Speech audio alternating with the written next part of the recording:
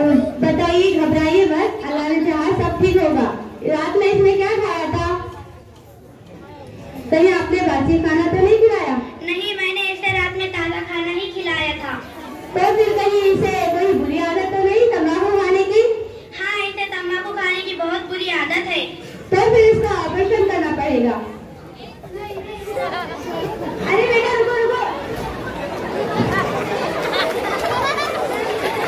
बेटा अगर आपने ऑपरेशन नहीं करवाया तो आपकी जान को खतरा हो सकता है।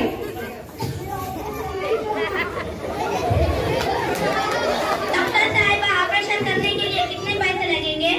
घबराइए मत, 3 लाख रुपए लगेंगे और फिर उससे ज्यादा भी लग सकते हैं। कुछ कम कीजिए ना। ठीक है, हम हमारी 50,000 रुपए फीस कट करके ले लेते हैं और हम ऑपरेशन की तैयारी करते हैं। नर्स इन्हें इंजेक्शन दो।